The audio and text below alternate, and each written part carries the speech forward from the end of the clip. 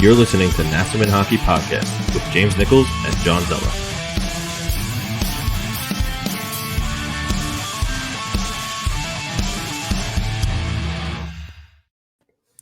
Oh, yeah. You know what I love about that? It allows me to just go right into the show. And yes, if you're still here, which you should be because you're not on the wrong show, new intro, kind of fun. Had a little fun with it. Thanks to who was our friend, John, that did that for us? My buddy Ian out in Buffalo. Yeah. He and I played in a band in college together, and he still writes a lot of music. So we threw the idea to him.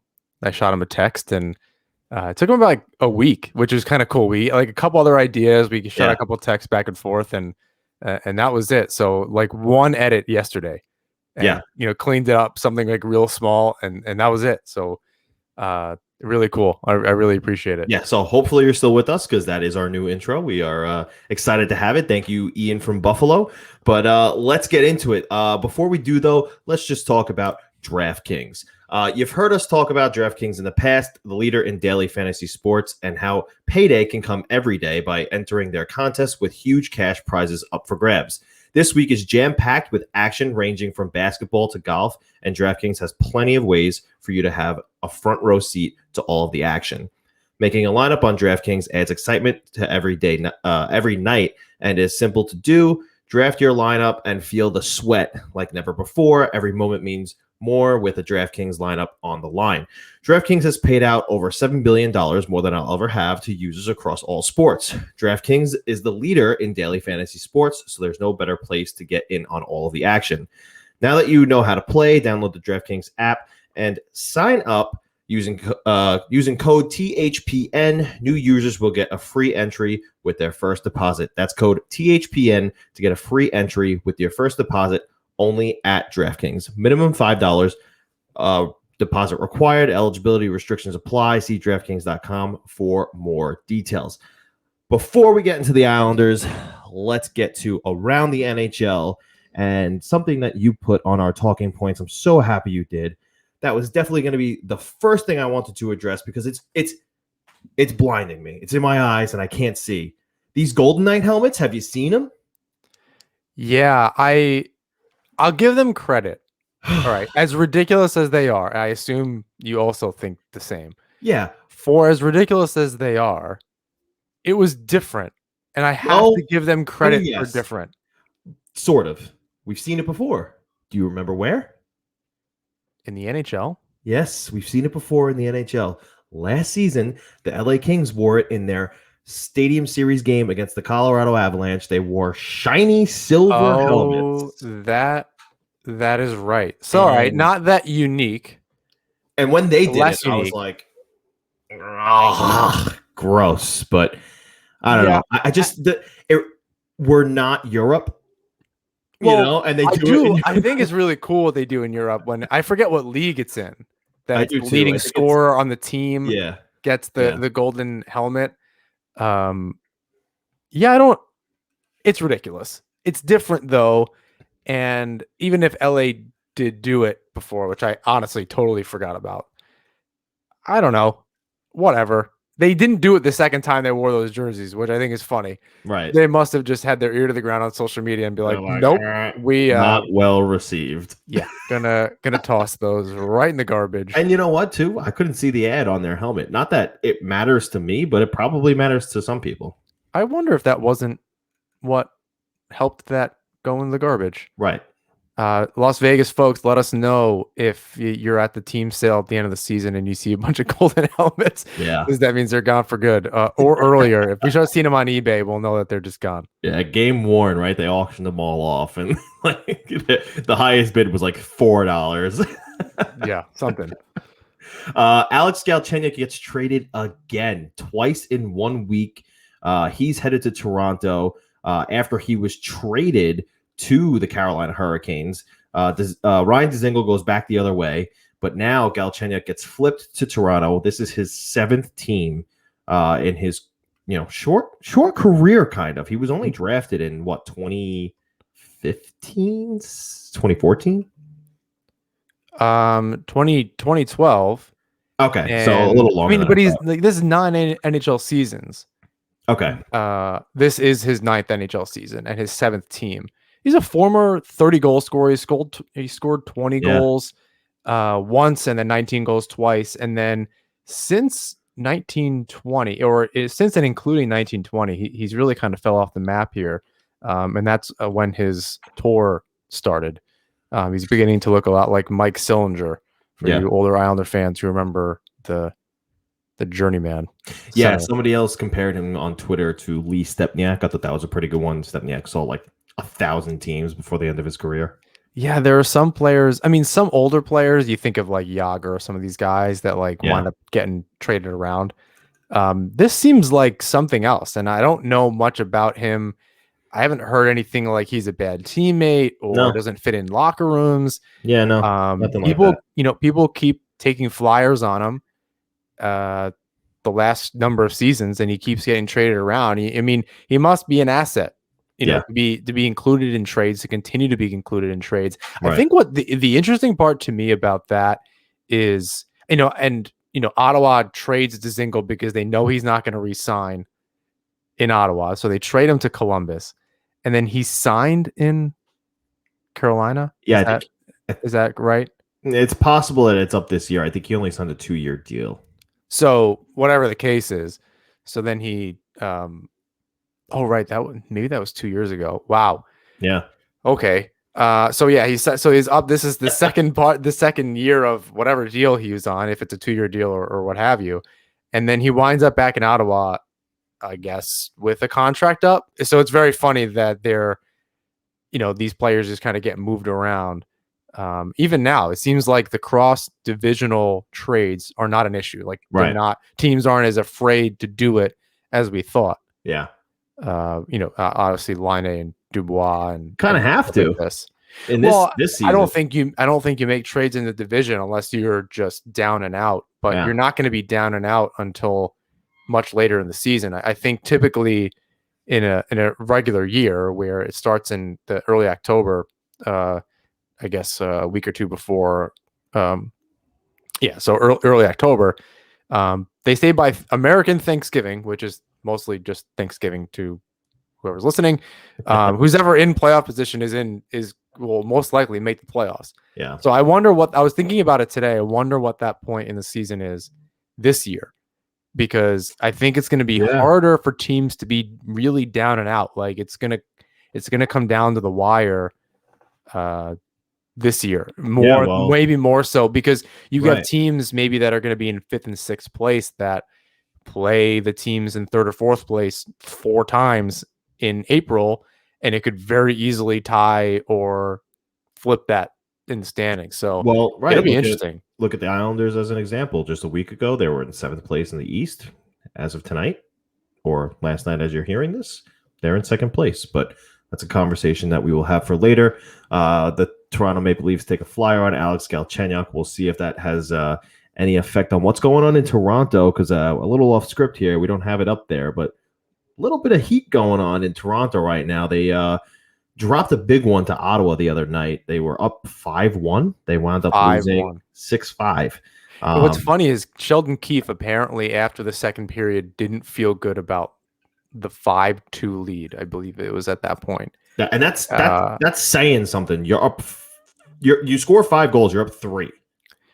Yeah, they're interesting because Thornton was back in the lineup, and he scored. But Wayne Simmons was not, and that's a big. It's interesting because you think you have guys like Bogosian around the team, you have Thornton around the team, you have Simmons around the team. What is it going to take for them to simply just come together? It's amazing to me that they continue to do this, and we saw this for this type of thing with the Islanders for a really long time. And I think we can finally, they give up a 3rd period lead. It's not, oh, here we go again. It's kind of like, okay, it happened. Yeah. It's not like, oh, it's the 5th time in 20 games that they did this, or even it was more often than that. So I don't know what it's going to take there to actually get it together, because they're obviously a very talented hockey team. I don't know that there's any denying that. They're leading the division, although they didn't make the playoffs last year. It's it's just kind of it's not funny necessarily. I guess maybe to Islander fans it's funny. It's just interesting that they can't pull together, but we'll see if Galchenyuk. I don't know where he fits in, honestly. I'm not sure either. They have. I feel like they just have a million guys on that roster. Yeah, I mean, to me, it almost seems like, they gave up a guy in Kasperi Kapanen who goes to Pittsburgh. What was the point in doing that? Because Kasperi Kapanen at this point, to me, is a better player than Galchenyuk. And I think it's purely cap. The Janssen, they got Janssen went to New Jersey. Yeah. Kapanen went to Pittsburgh, and it was just salary. They just couldn't keep these guys because they're going to keep trying to play Nylander, right? Who hasn't played well of late. I guess the last couple of games, right? But then they pick up guys like Simmons and Bogosian. Like they needed room. They have Brody now on the back end. Their defense is finally kind of settled. So it's. Yeah, up front, they continue to kind of rotate guys in and out. And, on the first line is, Thornton's there and whatever the case is. I'm sure Islander fans don't really want to hear about Toronto. But it's the good news is for Islander fans is that it's a little bit of a mess despite them leading the division. And they lost 6-5 in overtime after being up 5-1. So that must feel pretty good. We don't have to elaborate on this. And this isn't something that I'm saying because I want to get, under the skin of Toronto fans or make Islander fans feel better. But, according to Craig Button on TSN, he was saying, I'm starting to question whether John Tavares is an elite player. At $11 million a year, you expect, a little bit more out of him, and you haven't really seen too much of that. So he's got 4 more years left on that deal at that AAV.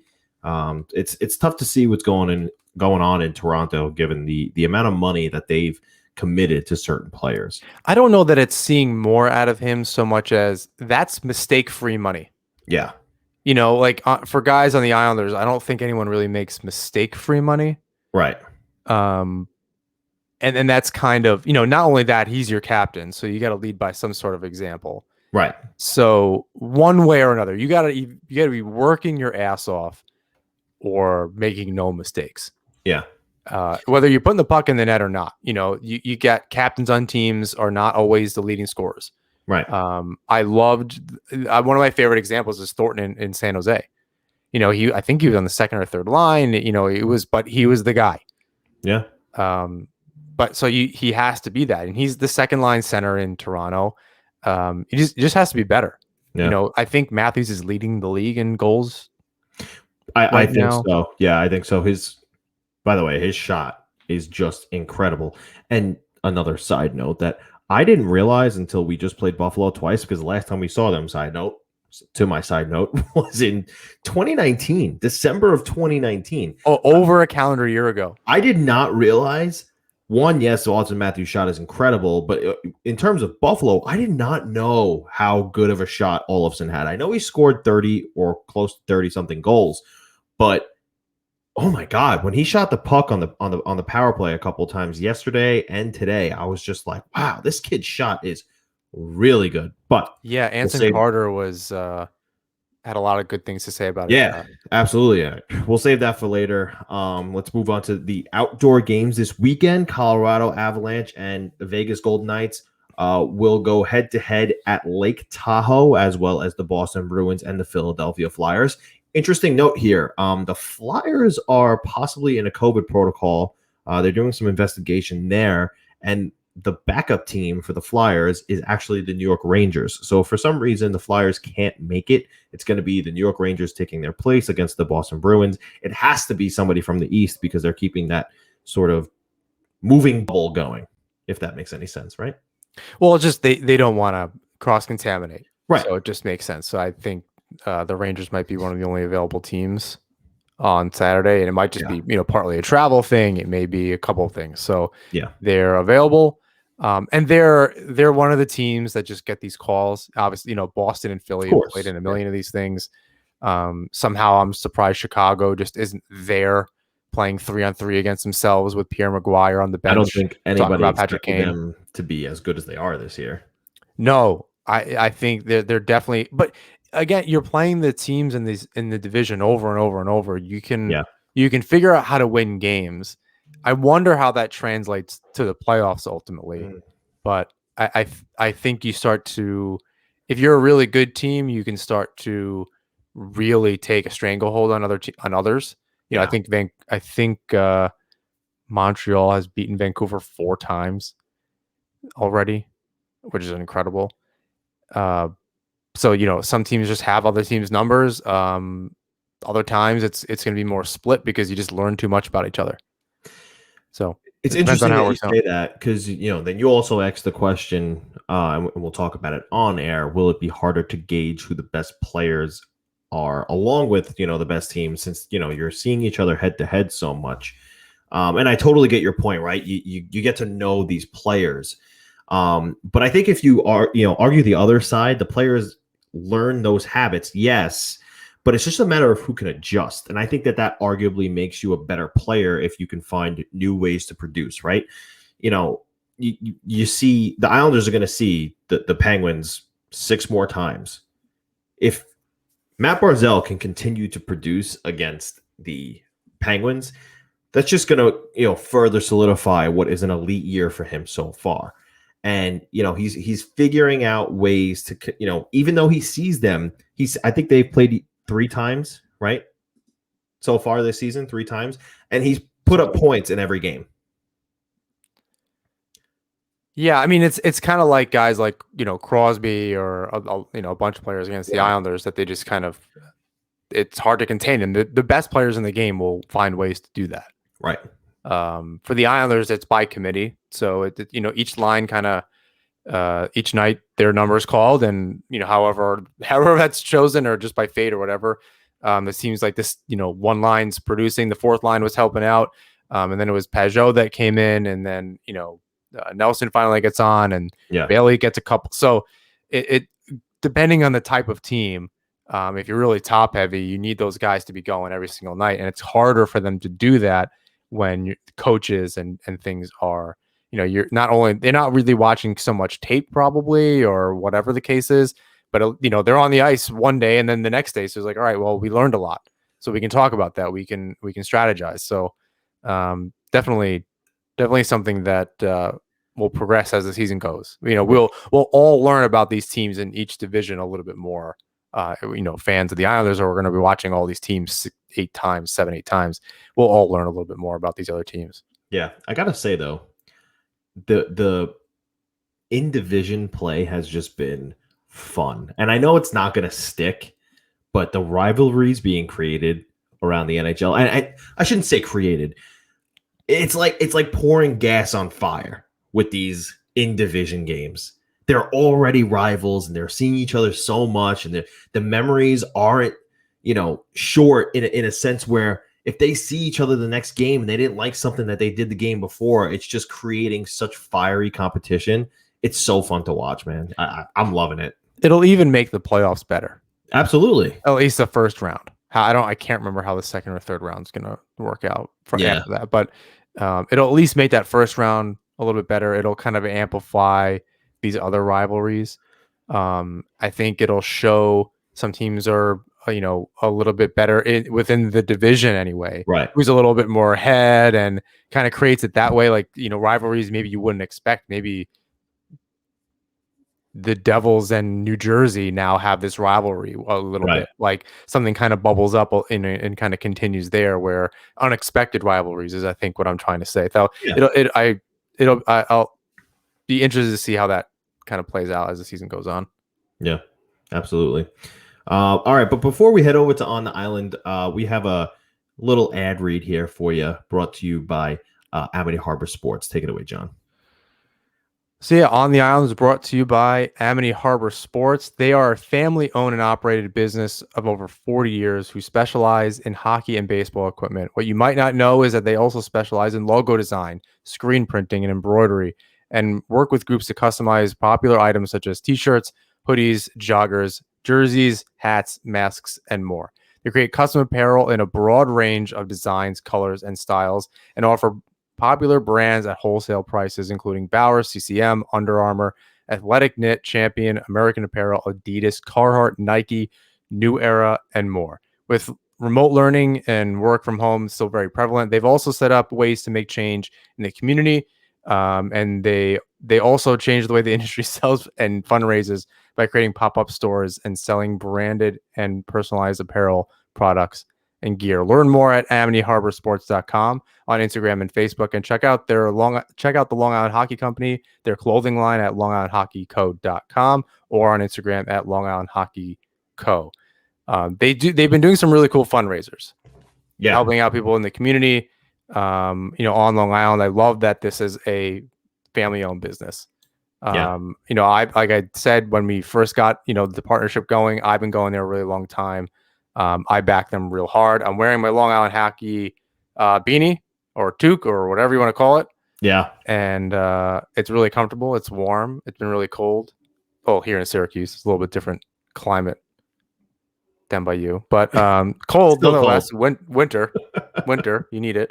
Yeah. So definitely go over there and pick it up. Very affordable. Seems really hardy. Like I feel like it's not going to fall apart. Sometimes you get these hats and they kind of stink. This one's the real deal. So check them out. Absolutely. But all right, we are finally over to on the island, and let's talk about the recent games for the New York Islanders. That game against Pittsburgh, man. I get that they get the point. It was a disappointing loss. 18 seconds left in the game. Evgeny Malkin ties it. Not really too much going in overtime, and ultimately the shootout was a disappointment. Two chances turned away by Tristan Jarry, and then that final attempt by Josh Bailey. I was kind of like, did he just not care about that extra point? Like, it was like that was the epitome of how he's played so far. Yeah, it's been pretty bad. That seeing him do that, just this very casual breakaway. Yeah. Like if you were just going against your cousin who was playing goalie and you didn't want to hurt him or something. Like it was it was very pawn hockey. Like he just kind of like, oh look, I got the puck close to the net. Let me and that's really just been how he's played lately, which is really disappointing. Like he's playing very soft. Yeah, I mean, you asked, not as if I would know, but you had said, do you think he's hurt or something? I don't know. Maybe it's just taking him extra time to adjust to the game because of, there was no camp or a short camp, no exhibition games, and he's a little older now, so it's taking him a little longer to adjust. Am I wrong to say, besides Andy Green, he's the oldest guy on the team? He in and around, he's 30, 31. Yeah, so something like that. Maybe it's taking him a little extra time to get his legs under him. Maybe he's injured. I don't really know. He looks uncomfortable. Like he doesn't look like everything's difficult. Yeah. He frankly looks like Dow Cole looked for a number of years where he was just not comfortable out there. He got the puck and it's been these very soft shots on net, nothing with any kind of real velocity behind them. Right. And it's very disappointing. He's soft on the boards. He's not like Clutterbuck is like, all right, so he can't stick handle very well anymore. At least he's throwing his body around. Like he's not even contributing in any kind of facet up until recently, but we're on the Pittsburgh game. And in general in that Pittsburgh game and what was kind of going on right before that. And I know this is kind of in the midst of this current point streak that they're on, but they're up until, the following game in Boston. And then even after that, they just weren't playing 60 minutes. It was very off and on. It was not consistent, which is really just the story of their season so far. Until recently. Until recently. And, I like the idea of the point streak and all that kind of stuff, but it includes two pretty much unfinished games with Philadelphia, a really unfinished game in Pittsburgh. They're collecting points. And you have to take that into consideration this year. Yes. At the beginning of the season, they weren't doing that. And it was a problem. Right. There were points on the table where teams around them seemed to have figured that out. Or at least were collecting them Yeah. figure it out. Then the Islanders start to kind of do that. It's nice that they're starting to get regulation wins. It's nice to see that they're actually closing out games when they should and locking it down defensively. But that's not this Pittsburgh game, very clearly. Right. And back to Josh Bailey real quick. In the same breath, as not great as he's looked the past 2 games, he's got 4 assists in 2 games. So, And I wrote this down this morning because I knew we were going to talk about this, and I knew exactly what you were going to say. 2 things can be true. 100%. He can get points, and still not be playing well. I agree. Was it a great pass? Absolutely to Lee. Yeah, it was. Buffalo. Yesterday. That's Monday, whatever. Monday.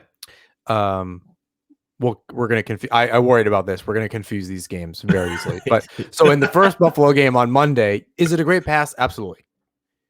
It doesn't mean the rest of the time he was playing well. No, it's almost like for every good thing he does, there's also a bad thing. And I don't know what it is about what I've seen from him lately is like his feet are kind of stuck in quicksand. He might obtain a loose puck and then he'll turn around, look around to see who's around him to dump it off to without moving his feet. And that's problematic because it's giving the defender an opportunity to, try and take that puck away from him. So he's just got to move his feet a little bit more. I think that would help a lot because from what I see, it's almost like they're stuck in quicksand. I don't really know what's going on with it, him. And again, you mentioned maybe he's hurt. I don't really know. He looks just uncomfortable. There's something about his game that I think I mentioned this about Cizikas during in the bubble, and it turned out he was hurt. Yeah. There was something about him. His game is just off. Something's uncomfortable. Yeah, I don't understand. And it's interesting because he's not necessarily a liability, but he's just not contributing. Like he's just not on the positive side of the puck. And when everyone's, and I wrote this down too, just because Komarov, everyone wanted him out of the lineup, and fans finally got the wish, including you and I and Joe, in the second half of the back-to-back against Buffalo. Obviously, we'll get to that in some kind of chronological order here. We're hopping all over the place anyway. Sorry, Boston game. It wasn't so much that he was in the lineup, but he looks worse when Bailey and Nelson aren't playing well. You know what I mean? Like, he doesn't play bad necessarily. He's playing Komarov's game. But when you have 3 guys out there that are doing absolutely nothing, they're a net zero out there. That's the thing, right? Because it looks way worse when he's there. And then against Buffalo, he doesn't look, the first game against, he doesn't look so bad because you get guys like Bailey and Nelson getting going a little bit, getting shots going to the net.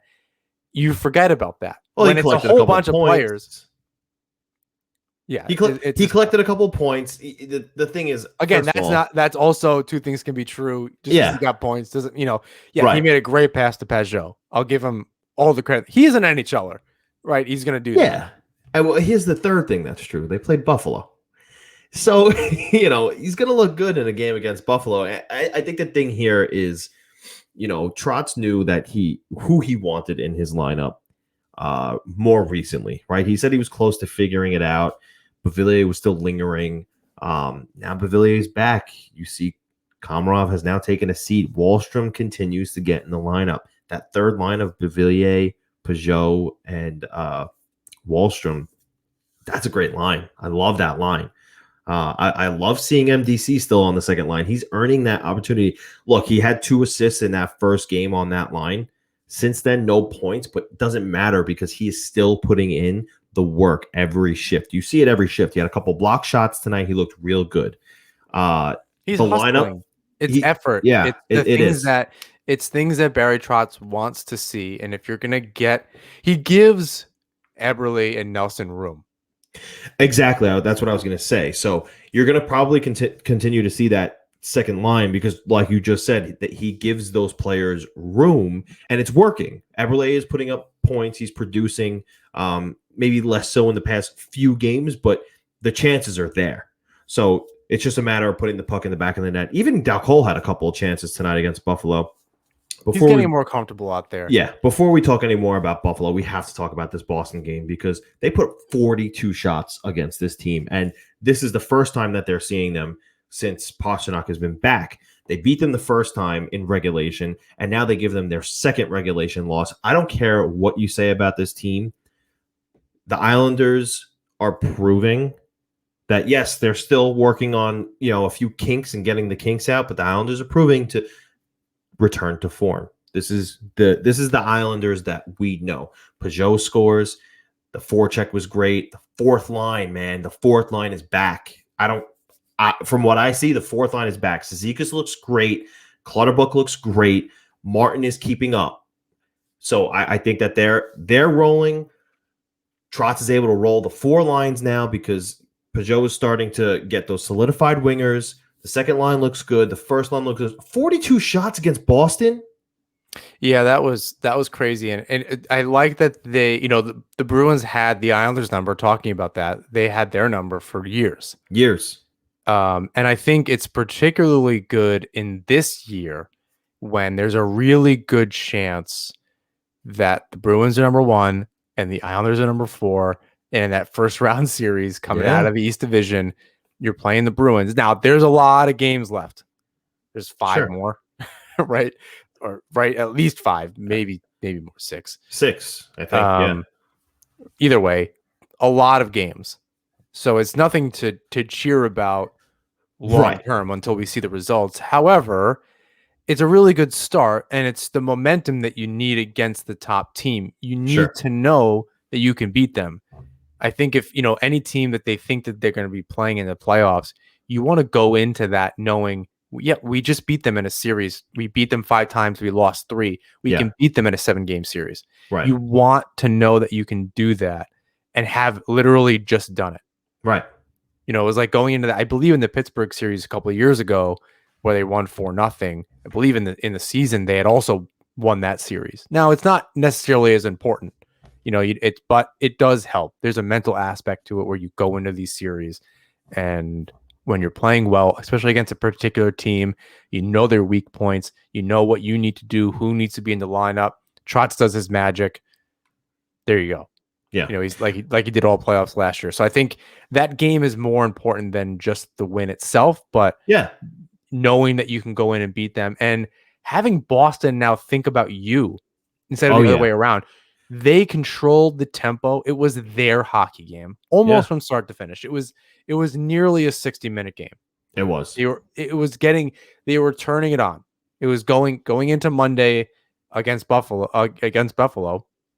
You can tell they were ready to start doing that. They were playing a complete game. Yeah. And something that, I like that you said they're in their head now.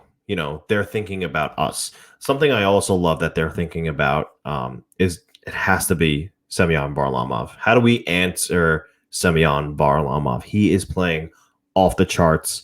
He is, as of right now, got to be in the Vezina conversation if this continues. He's one of the main reasons, or if not the biggest reason, why the Islanders are where they are right now. The play from him has been outstanding. I think he's probably leading the league in both save percentage and goals against right now. It's close. I think it's close it might be close with Fleury. I know he's having a good year as well. Yeah, he's definitely up there. There's a bunch of other players. Fleury is actually playing out of his mind. Yeah, I think he's like something like 7-1 right now. So, and his save percentage and goals against, I think he's under 2. Yeah. And Varlamov had, I don't want to say a couple stinkers, but he had a couple high goals against games. Yeah, we'll chalk those up to team efforts, but let's that's it didn't help. So. Let's talk about these Buffalo games though. Dominant performance on Monday. They really played their game, played to their strengths. That third period, they gave up 0 shots against. That just shows you how ingrained in the Trotz system this team is. It's been it was very encouraging to see them beat a team that they should beat the way they did.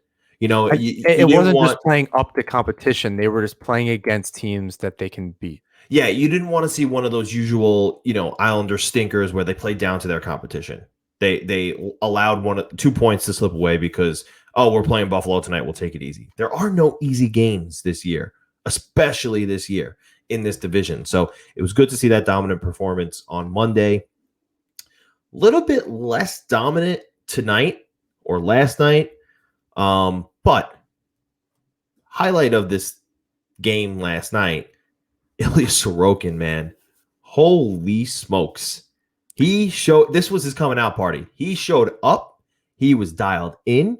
He made, I want to say, 4 or 5 highlight reel saves. Yeah, and it's unbelievable. It's interesting because, yes, it's unbelievable. He played great. I love these saves. He's exciting to watch. When's the last time we had? I love Varlamov. I love Leonard, Grice. They all played out of their mind for this team and got them kind of to where they are essentially. When's the last time we had like an exciting goalie? Have we had an exciting Rick DiPietro? Was he like the last? Oh my God! Like out of your seat type kind of guy. Like we obviously you can say that with Barzal, really more this season than any other season, where he's like worth the price of admission type stuff. But I was thinking about with Sorokin, when's the last time we had that, and he's playing well. So having said that, during this game, while he was playing the second half of this back to back. I'm wondering if Mitch Korn and Pierre Greco like that he's using his athleticism, or if they're still trying to dial that in, because I feel like he's not necessarily out of position, but I wonder if they're trying to make sure that he's using it at the right times. And obviously he's making these saves. He just got a shutout in his first win. Like he's really, really good. I'm not trying to take anything away from him, but seeing Varlamov not make that many exaggerated movements, and it may just be they're different goalies. It's entirely possible. I'm no expert. I've never been a goalie. I pretended I was Johan Henberg in the streets in the early 2000s playing street hockey. So what the hell do I know? I watched Dominik Hasek growing up. So I just think you're supposed to flail around in the net a little bit and have some fun. But with Sorokin, it's not exaggerated so much as maybe it's just athletic. Maybe it's just his style. Well, I think they're trying to figure it out, like the goaltending coaches, which again, you got a shutout. He's feeling way more comfortable. Yeah. I think that, as bad as Buffalo might be, they're very good offensively. Their power play is great. They have tools like Eichel, Hall, Olofsson. You saw Semyon Varlamov make that highlight reel save against Olofsson in the first period yesterday that he stoned him, on that one-timer. Moving to the left there. Oh, yeah. And the Sorokin did a very similar thing. Right. So I'm saying he got the momentum going. I don't know that. Yeah, maybe it's not a problem. No, he's not. But the thing is, what I'm saying is I don't think Sorokin is exaggerating these movements. I think he needed to make those saves the way he made them, and maybe that's just the way his goaltending style is. Yeah, I think it's just a different style. It could be in this game more than any other. He looked way more confident. He was coming out and challenging shooters. Right, and that's what I was gonna say. He was very aggressive. So, and I agree with that. And I think that this was one of those games where, yes, I was happy with the game. They got 2 points. They showed good spurts of play, not a complete full 60-minute effort. And this was very easily a game that could have went the other way. You need a good goaltender to steal you a game sometimes. And not that he necessarily stole the entire game, but he made sure they got the win. And you need that. He shut it down. I think that this is important on a few levels. I think for Sorokin himself, between the ears. Yeah. Regardless of what you think about the Sabres and if they're good or coming off their break or their whatever you want to call it, their shutdown. But I think it was important for the team in front of Sorokin as well. So Absolutely. that now everyone's kind of on the same page. They really saw now in practice and this kind of stuff, you do see, obviously they're going to think he's really good, but in a game situation, the way that he was battling, the way that he was making these saves, a little exaggerated here and there, a couple little flares of the leather. I like that. Shows he's confident and, trying to make his mark. So I think on both levels, just Sorokin and the team playing in front of him, now everyone's a little more comfortable. What I'll say, the difference in these games is, and the first period of the second game, the Islanders, it seemed like it was the fourth period of the game from the night before, where they were dominant, they were getting their shots, they were shutting down. In the really the latter parts of the first period and the second and third period, the Islanders were a little bit of a mess. They were running around a little bit. They get their goals and whatever, but in the Monday game, kind of building up from that Pittsburgh letdown and not playing that 60 minutes to against Boston, where you really laid it on, but you also gave Boston their chances. Varlamov really kept them in that game. It was only one, right? What was the score of the Boston game? Yeah, this past game. This past game it was 4-2. 4-2. So they got a little goal. They got a little goal support for them. Boston still gets a couple. It's still a hockey game. There's a few saves here and there for both goalies. It's a very different hockey game. That Monday game against the Sabres reminded me of, I believe it was Game 5 against the Capitals in the playoffs last year, where they just suffocated the Caps, and they did that against the Sabres. They suffocated them. There was nothing that they were going to do. That was, if Boston was a playoff game, I think that Buffalo game was almost to that point, if not right at that point, where they just played start to finish, and there was nothing that the Sabres were going to do to get by them. And that's what you want to see. And I was disappointed to not. Now they're a little tired. Excuses, whatever. Hockey, that's just the way that it is, especially this year. Games are really condensed. So I'm not really taking that much into consideration as far as that's concerned. But I was disappointed to see that they didn't do that. Yeah. That was going to be my point. Maybe they are a little tired back to back, and then they played 4 games in the last 5 days. So it's a lot of hockey, Yeah. Well, it's like I said, it's still good that they carried it over a little bit. It got them an early goal, got the momentum on their side. They actually gave Sorokin a lead for once. And so it was a good game. It just wasn't that consistent. They won games early in the season too, even if they didn't play a full 60 minutes. But it seems like they're really kind of coming into their own. I think having Beauvillier in the lineup really solidifies things. It really makes everybody more comfortable. Yeah. I like the fact that he's playing with Peugeot, frankly. Love it. And a little bit of French connection there. Yeah. But I think whether it was Bailey or Peugeot, and they might flip depending on what happens, I think it's really important that, just like we talked about Lee on the third line and different things, Dal Cole on that second line is probably making, now with Beauvillier back, it kind of makes a bigger difference than we think. It really creates some serious depth there where you can have Dal Cole and Wahlstrom maybe not contribute offensively the way that we'd like, but they're not a liability, and you're allowing and giving room, as we said earlier, to the other guys. So Beauvillier and Peugeot can kind of get some chemistry. Yeah.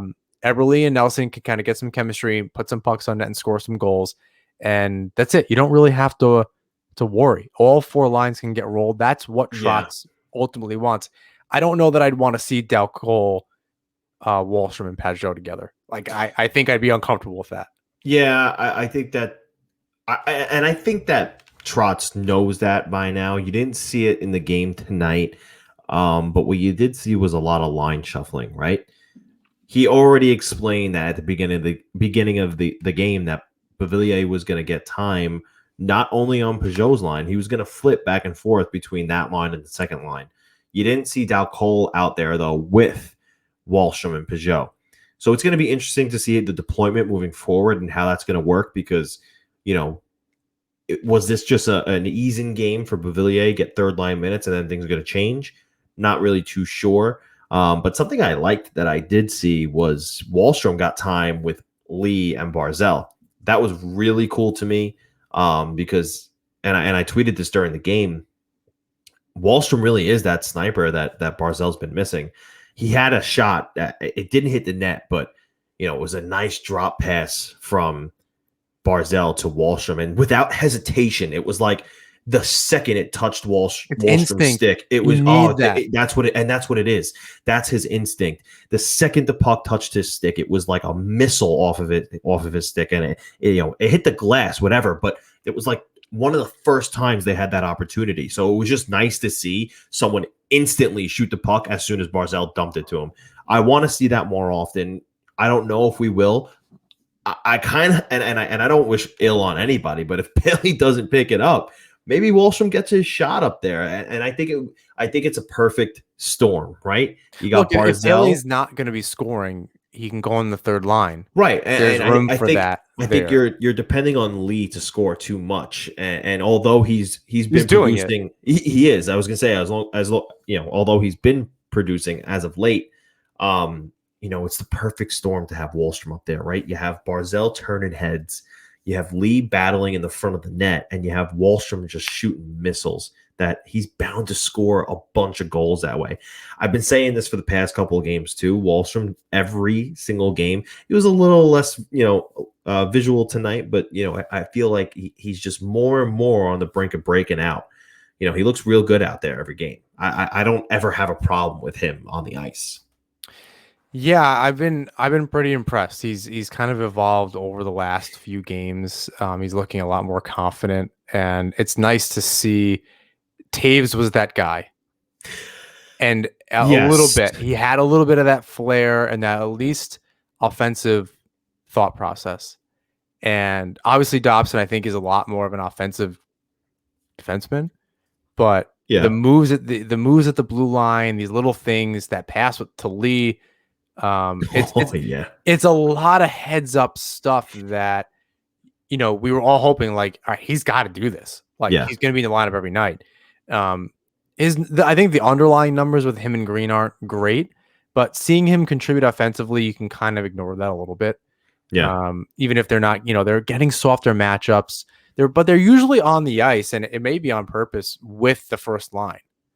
It's because Dobson can get that connection with Barzal, and Green's just going to be stay at home, and they really haven't been on the ice for that. Barzal's line anyway with them on the ice, and we should look it up and make a good article, give you that as a free idea. What the line combinations are and what's been most successful, D pairs and forward line. So seeing him do that and gain that confidence, and again, he's getting opportunities jumping into the play. That pass that Lee doesn't happen with a lot of other players, and he's a right shot D. So I think it's really important on this team for them. On every D pair they have their left and right, and it just makes it so that they can jump into the play and make these kind of passes. So hugely impressed with him so far. It kind of leads us into who's trending up. That was something that we wanted to definitely discuss. Dobson being one of them, we just said, but you can't deny it. JG Pajot, he's turning it on. Say your line. Go ahead. Say your line about Pajot. What are you gonna say? He's worth every penny. Oh, he's worth every single penny. Are you kidding me? He's got 5 goals in the past 4 games. He's just on fire. He was NHP's Player Spotlight Player of the Week. I said that. That was words. That was English. Little word salad. A little wordy. It's fine. If it's not on the screen, James can't say it. It's just not a thing. He's playing. He's as advertised. We've said that before, but it's those. I wish he had that speed that we saw in third period. What was the speed? 23.8 miles per hour. He was shot out of a cannon, and I think Butch Goring said Rasmus Dahlin is no chump. He skates. He can skate real well, and he made him look like he was standing still. Yeah, I kind of wish I just saw a little more of that. And maybe it's easier to see when it's a one-on-one. Maybe he's skating. He's not a bad skater, obviously, but you don't notice it as much with a lot of other players around. Maybe he's great. Oh, he's outstanding. Maybe he doesn't have the legs to do it that often because of how much he's deployed. He's put on the first line. He's put on the PK. He's put on the power play. That's true. Okay. Maybe he needs to get some wind under him before he can do that. Yeah, but he's out there quite a bit. He was freaking shot out of a cannon. He almost scored his second shorthanded goal this week. He already had one. I think that was in the Boston game. That feels right. I think it was in the Boston game. What a good problem that there's so much hockey that Yeah, we almost can't remember in between love it. episodes. Yeah, it was like last summer. It was like a game. It was like, oh God, we played one game this week. We don't have too much to talk about, but no, but I mean, he had the hat trick this week. He's got a shorthanded goal. He's got a power play goal. He's got an even strength goal. If I haven't said it already, he's worth every penny. Absolute steal of a trade for the Islanders here. I think it was just the right guy. I think at the end of the day, and we've talked about that. We talked about it with Joe on the show. We've talked about you and I. We've texted about it. It's the right guys for this lineup, and we always, what does it look like? What does the right guy look like for the first line? That first line winger that we're all kind of dying for, or someone, anything like that. What does that look like? And who knew that it was a third line center? After Brassard really didn't work out in that particular role, that it was going to be a guy like that, and how much of an impact he was going to have, and how much of a Barry Trotz player he turned into on this team. Like, I don't even know situations, all everything. I don't even know that he turned into a Barry Trotz guy. Or maybe he just always was. Yeah. And that was, so good on Lou, who won his 1300th game. He won his 1300th game. That's not his 1300th game as a GM. Right. He won 1300. He won. That is, I read that a couple of times. I'm like, yeah, man, I don't know if that's the right. I don't know if that's right. Can anybody physically last that long? Well, it's like, I don't know if he is like, he won in his 1300th game as a, like, nope. It wasn't like Al Arbor where it was, he coached his 1500th game. And he won that, and he won 740 of them. He won 1300. Yeah, I had to reread that. I was like, the reading, somebody messed that up. I don't have the sense of text here. So it was surprising to see that. So quite good.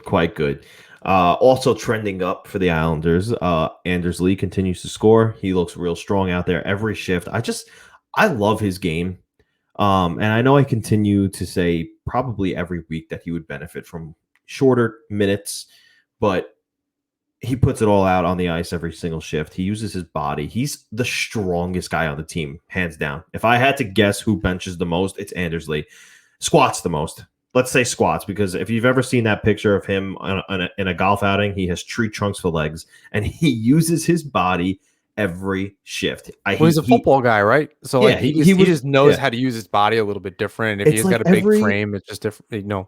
Every single shift, he's just throwing his hip into somebody, and he's moving somebody out of the way, and effortlessly. So I love the way Lee's playing. Cizikas is playing like Casey Cizikas again. He's another one who looks like he's been shot out of a cannon.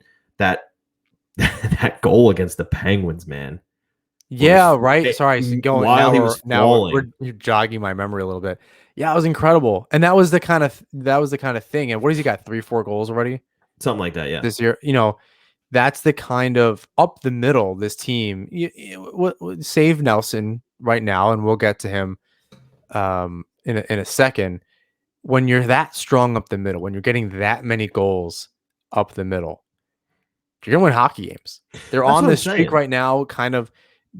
Barzal, Nelson, Pajot, Cizikas, they're really strong. Nelson's been good in the faceoff circle, even if he's not scoring goals. That's true. He's not necessarily a liability. He's not like a dash 14. Right. He's just not scoring. He's not producing to where we think he should be producing. Right. So it's kind of a caveat. I think it's with Bailey as well. That's kind of the caveat with both of them. But up the middle, they're really strong. I'm not going to say best in the NHL because I frankly don't care how they stack up. As long as they're winning hockey games, they just need to be producing and doing what they need to do. Yeah, and I think we don't need to compare them to, Colorado up the middle. It is irrelevant to me.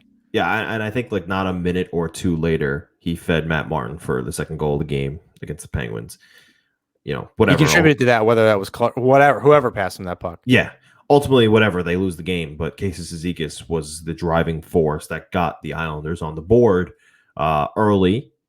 And often. So Cizikas, another one on the rise. Good to see that, coming to fruition, just because that's the identity line. They need that line to get going. And I think that, Cizikas is the engine. If he's going, everybody else is going. And it's good to see that he looks good. Yeah, with him and Pajot Yeah. again, right up the middle. If up the middle is going, the team is going. Yeah, And absolutely. specifically Cizikas, I think they start games, they're after goals, against or for. They really help with momentum or changing Yeah. momentum or just being positive for this. And I wrote that article for the Hockey Writers about how because we missed the fight night. That was I believe that Pittsburgh game. Yeah. That same night. Yeah. And it was about how that night in particular started the identity of this team. Yeah, it's a good point too. And because you were interested in how I was going to tie that together. I was, and I was like, by the end of the article, I was like, this makes 1,000% sense. So, it started, they had guns blazing in that game. Obviously, Kanopka, Trevor Gillies, Matt Martin, Michael Haley, like they were not holding back. Michael Haley is now the folk hero of the New York Islanders forever. He could have played 9 seasons on the New York Rangers. He would have forever have been a New York Islanders legend. Yeah, absolutely. And so like in that game and even that season, I remember the quote, like there was something on TSN about how the Islanders were the doormat of the NHL. And Kanopka kind of came out and was like, no, we're not, and we're gonna prove to you. And like good luck with that. And that really kind of started that change. Now, there's that game, and that's a statement game, and then it kind of came back. Then the next season, they didn't really do well, but it was that lockout shortened season in 2013 where they go and give the Penguins a scare. Yeah. And that's the next moment. So where Cizikas played a hell of a series, if you remember. Oh yeah. In that where Fleury leaked like a sieve, and if it wasn't for Thomas Vokoun, I'll give you a second to try to remember who that is. He saved the Penguins in that series. What are you, like 5 minutes older than me that I don't know who Thomas Vokoun is? Well, you could just forget it was 8 years ago. And people are different fans at different times of it waxes and wanes a little bit. Yeah. I remember at certain times I really wasn't paying attention, and I can't whatever. But that really kind of started then. You have that, even though it's only Bailey and Martin that are still on the team from 2011. Yeah. In 2013, it's a lot more players. Nelson's on the team, Lee is on the team, Cizikas is on the team, Bailey's, So when the Islanders start making the playoffs in was it 14-15 and 15-16, they win a playoff series. They build up momentum, and it all goes back to that identity. Like you're saying, that line, it's the name of the beer, it's the name of the line. On NBC, they were saying it. Ryan Callahan was saying it the other night, which was kind of great to get them on NBC and get them that attention. Very positive, really good game. Playoff hockey, all that kind of stuff. Islanders played a really great game on national television. I think it's really important for their brand. But that identity, I think, is really important. And it goes back a really long time. And it took Trotz. I think ultimately it took Trotz to hone it all. And kind of mold it together to get what we see. To get Monday's game and Saturday's game against Boston and Buffalo. I think those are important. That's how all of that is slowly coming together. That series against the Capitals, all that's super important. Yeah, so if you're sitting at home and thinking to yourself, I just love the physicality in this game tonight, you can thank all the way back in 2013 the New York Islanders against the Pittsburgh Penguins in that fight night game that was 2011 February. Did I say 13? 2011. So the series was 13. Yeah. In the playoffs. Which, did you go to any of those games at the Coliseum? I wasn't at any of those games. It was nuts. It was crazy. It was a great. I remember watching it on TV and being like, "Oh my god, this place is going nuts." It was great. I was there for what was supposed to be the last game at the Coliseum, right? Game 6 against the Capitals. People were like, people stole seats. Yeah. And I remember I stood, my buddy and I were there, and we were in every seat's a cheap seat, but we're like the super cheap seats where it's like half a seat in the last row. And like the old seats anyway. And it was like a high chair that they took out of like the Wendy's parking lot or something. And it just like up in like the whatever, like our head was hitting the ceiling. If you got too excited too quick, you like bang your head on the ceiling and poke a hole in the roof. We stood there for a long time after the game because we're like, we might not be here again. Yeah. And it was, we were really just kind of reflecting on that. We spent a lot of time there as kids Taking and it all whatever. in. And we were there long enough to look around afterward and be like, there's just a seat missing over there. There's a seat missing over there. So somehow in the craziness at the end of the game, people were able to just like walk out of there, or I don't know how far they got. But it was definitely something. I'm glad I was there for that. Let's talk a little bit about who's been struggling. We mentioned Nelson. We mentioned Bailey. We don't have to reiterate those. But a surprising statistic for me as I'm, live tweeting the game tonight and I'm looking at stats. I looked at the last 5 games for Adam Pelech, and he took 2 bad penalties tonight. And in his past 5 games, he's got 5 minors.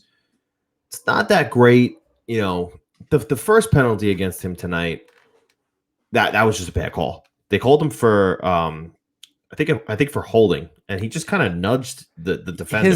His arm was kind of they're calling it, if it's kind of like a hook. If the was it a hooking sticks? Call? No, I'm saying they're calling hooks if they see the stick near the midsection, making even a little bit of contact and it's horizontal. His hand was kind of in that position when you're playing with one hand on the stick, as they do to poke check or whatnot. The hand goes against the guy's hip just for a second. Yeah, and it's a call every time. And if the ref's on the wrong side, it looks way worse because it looks like he's bear hugging him. But even if he's on the other side, they're just calling that all day. Yeah, I didn't like it either. Butch, bit of a weak call for him. Butch Goring even said it on the broadcast. He was like, well, it was a weak call, and then he sees the replay and go, oh, okay, I see it now. Well, for this particular penalty, he saw the replay and was like, that's not a good call. I did this one legitimately was just like a bad call.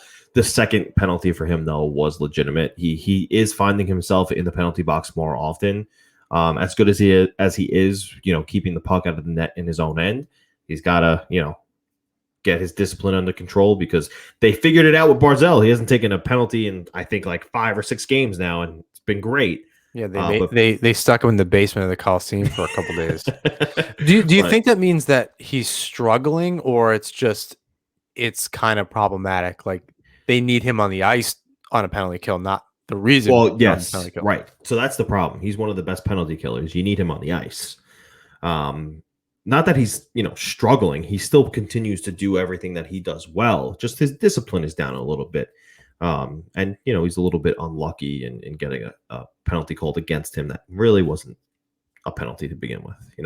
It's just it's some bad luck, but chances are it means you're just slightly out of position, or you made a bad play, or the guys on you don't have body position, or whatever the case is, or you're not skating. There's something there as well. So it's not just like he's bad calls are getting against him. It's he might be playing a little slow or something. Yeah, maybe so. But I mean, other than that, all else seems good in his department. Something maybe to keep an eye on. I don't expect it to get too much worse from here on out. I'm sure Trotz will have that addressed with him tomorrow morning or this morning as you're listening to this and they're on the ice for practice. But one of the last anecdotes we want to make here. Something interesting happened the other day during the media availability on, what was it, Sunday? I think it was Sunday. Lamoriello mentioned his desire to continue, to keep going. I think, what is he, in his 4th year of... This is the 3rd year. 3rd year, and how many years did they even... I don't know. Sometimes they're so secretive. I don't know if there's a deal. Lamoriello is not announcing his own deal. So... Either way, he mentioned his desire to keep going. So we probably will see Lamoriello around for another, at least 2 to 3 more seasons, in my mind. But he also snuck in there that his son Chris, who is currently with Bridgeport, he's the general manager down at the AHL level. I think he's the assistant general manager. Maybe the assistant general manager. I think he's both. Like he's the manager of the Down Tigers and AGM of the Islanders. Yeah, and Lou mentioned that he could take his job and do it better.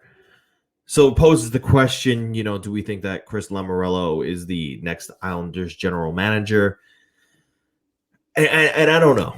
I can't definitively say yes or no. What I can say is that he was with the Islanders organization before Lou was. So if they wanted him to be the GM, I think he already would have been.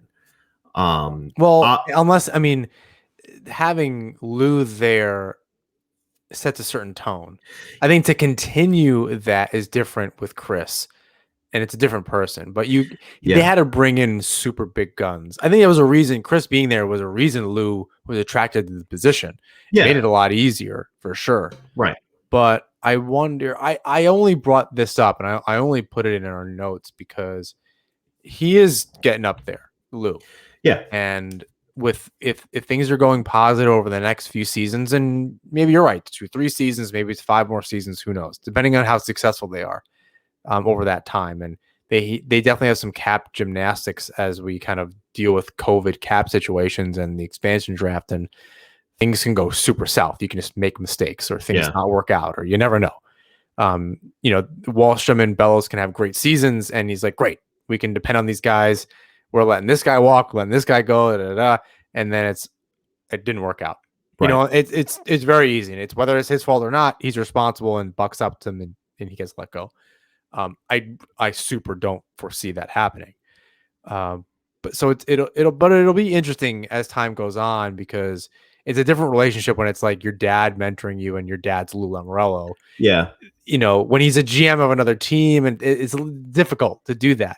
When you can kind of like be like Chris can be in the room when he's making decisions, or they're consulting each other to make decisions. And I imagine Lou's going to be talking ownership and making sure, they're thinking about succession planning. So yeah, I mean, I put it in there just as a thought. Like, I don't think it's going to happen tomorrow, but it can certainly happen in the pretty near future. Yeah. I think what's interesting to me is that this question has come up before. I was reading an Arthur Staple Q&A with The Athletic. It's got to be months ago now. But somebody asked him, who do you see succeeding Lou Lamoriello once he is no longer with the Islanders, or he calls it quits? I forget who he said. I'm looking it up right now, but I don't know. I don't remember who it was. But it wasn't Chris Lamoriello, and I think that management or ownership, might want experience to continue to that's what they brought in. It's entirely possible, and it's a lot easier for somebody to come in when the team's running efficiently. I'm actually kind of scared thinking about Lou not being there with how well. Yeah, I don't like now. Granted, some contracts are a little like, but.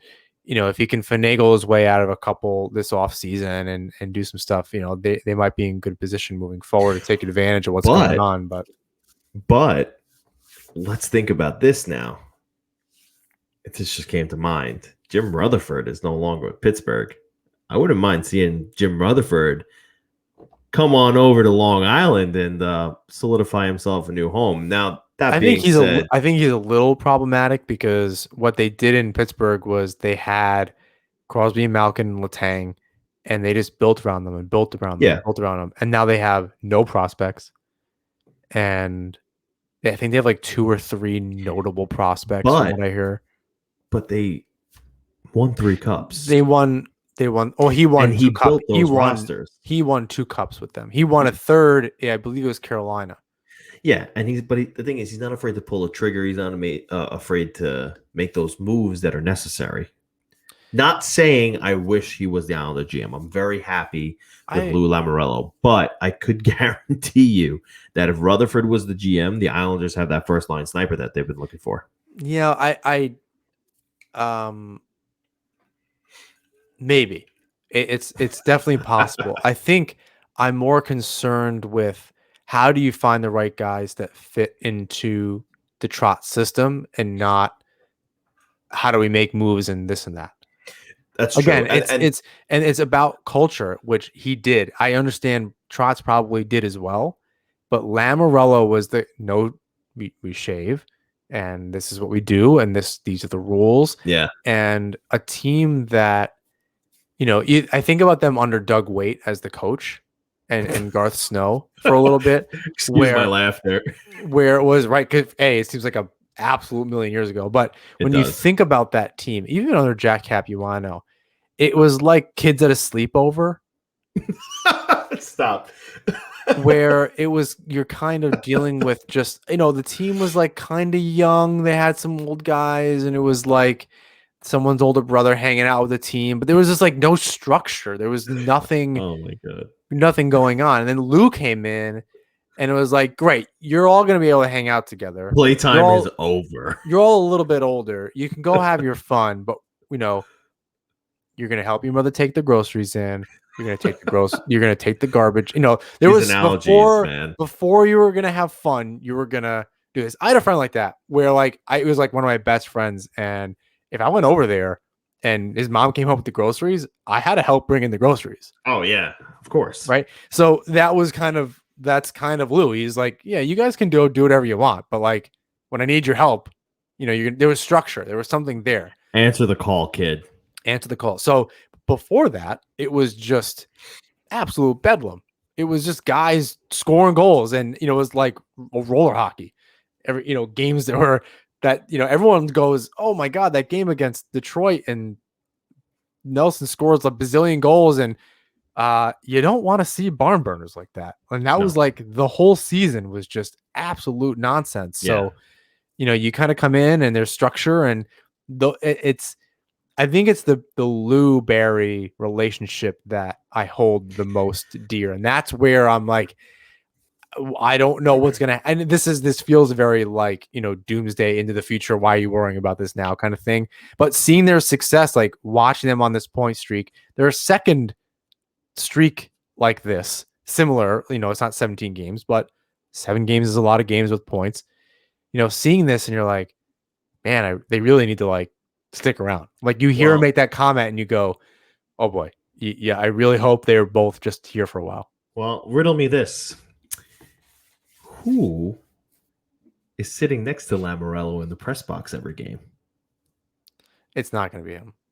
Why not? That's not, no. Who is him? I think you're saying Boychuk. Why not? No. Why not? He's up there every game. He's talking to Lamoriello every game. He's around for a reason. They're doing something with him. I think he could get into like an advisory role or something like that, but I don't know about his GM. Think about what we're just saying and what's really important in that structure, that experience, and then you just go off the board with Boychuk. That's not even close. But he could just be following the blueprint. I think it's a different respect level especially with this current group. And you got to think by the time Lou leaves, it's a slightly different group that Boychuk may not have played with. You'd be happier seeing Chris Lamoriello over Johnny Boychuk? Knowing that Lou might still be behind the scenes in some aspect, or at least there to consult, or at least, again, it's kind of nice to have somebody within the organization. He was already there. A lot of things have changed under Lou. To have another Lamoriello kind of step in and continue that might make more sense. There may be somebody else available. Jim Rutherford's 71, so who knows in 4 or 5 years if he's available or he wants to do anything, if he's not already with somebody else. But I wonder who would even be available at that point. Yeah, that's the other thing too. It really depends who's out there. It was kind of like right timing, the right timing for when both Lou and Barry were available. So that plays into it a little bit too. I guess it will depend on who will be available at the time when Lou decides it's time to call it quits. Yeah, a little too much into the future. Islanders are playing fantastic right now. Yeah, absolutely. And I also wrote an article that these 2 games are really important. It was good for separation in the standings. It was good for momentum. Yeah. They needed to just kind of steal these points. And now they get to go into this weekend. They have, I believe, a back-to-back with Pittsburgh. Yep, they have Pittsburgh Thursday and then again on Saturday. So we'll see if they can continue to keep this point streak going. Get some revenge on Pittsburgh on Thursday. Hopefully keep it going on Saturday. But that's about it for us tonight, pal. Thank you to everybody at the Hockey Podcast Network, the hockey writers, and of course, all of you. our listeners. Make sure to check out Amity Harbor Sports and Long Island Hockey Company. Please rate, review, and subscribe wherever you listen to our show. You can follow us on Twitter and Instagram at Nassaumen Hockey and find our work at The Hockey Writers. You can also check out our Patreon to support the show and get access to our weekly newsletter, additional articles, and bonus episodes. Until next time, everybody, let's go Islanders.